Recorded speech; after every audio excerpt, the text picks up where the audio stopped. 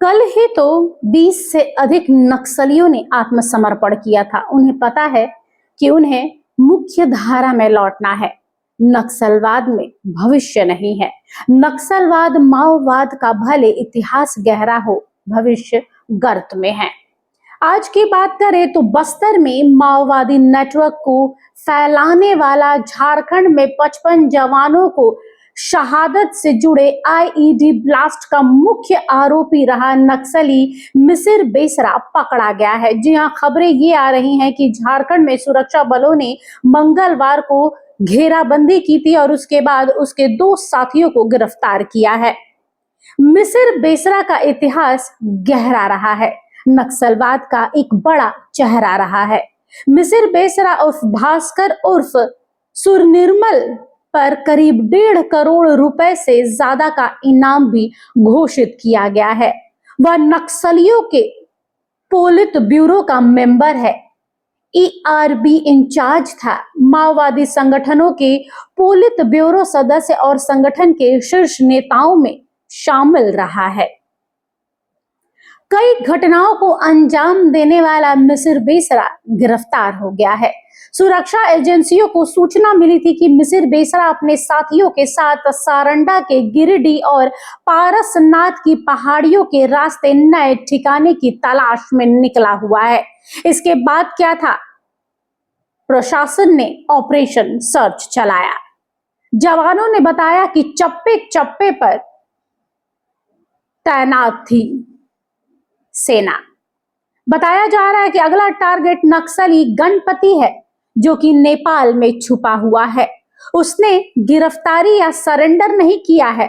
बसवा राजू से पहले वो ही संगठन का महासचिव भी रहा है। बसवा राजू नक्सलियों की सेंट्रल कमेटी का मेंबर रह चुका है। 21 मई 2025 को एनकाउंटर में मारा गया था।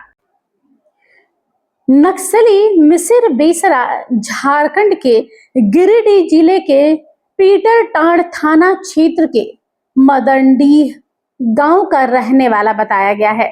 वह पिछले 20 वर्षों से झारखंड, पश्चिम बंगाल, छत्तीसगढ़, उड़ीसा में काफी एक्टिव रहा है। माओवाद संगठन के बड़े बड़े ऑपरेशनों को बड़ी ही निपुणता से उसने अपनी भूमिका अदा की है। उसके खिलाफ आईईडी विस्फोट, हत्या, पुलिस बलों पर हमले और आर्म्स एक्ट समेत 100 से अधिक मामले दर्ज किए गए हैं। जरा सोचिए कि ये मिसिर बेसरा कितना बड़ा नक्सली है। लेकिन मिसिर बेसरा का अब कमर टूटने लगा है। जी हाँ, एक तो उसकी उम्र हो रही है, दूसरे में एक एक करके कई नक्सलियों ने बीते कई महीनों में सरेंडर किया है।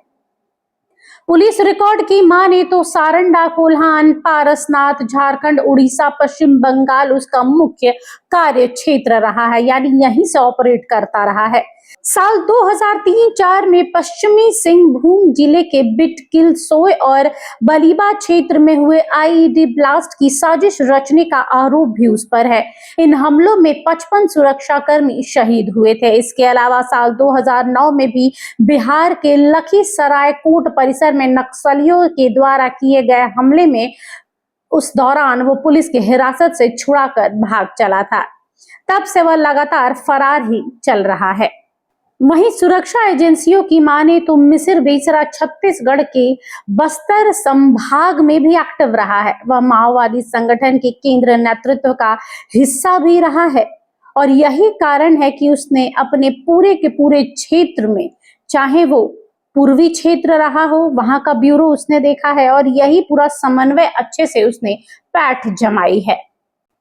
बस्तर में नक्सलियों के नेटवर्क को बढ़ाने, कैडरों को ट्रेनिंग देने, हथियार बरामद करने, बड़े बड़े ऑपरेशन की प्लानिंग और सुरक्षा को कैसे लंबे समय तक उसमें अपनी भूमिका निभाई है, ये सारा मिसिर बेसरा को बेहतरीन तरीके से पता है।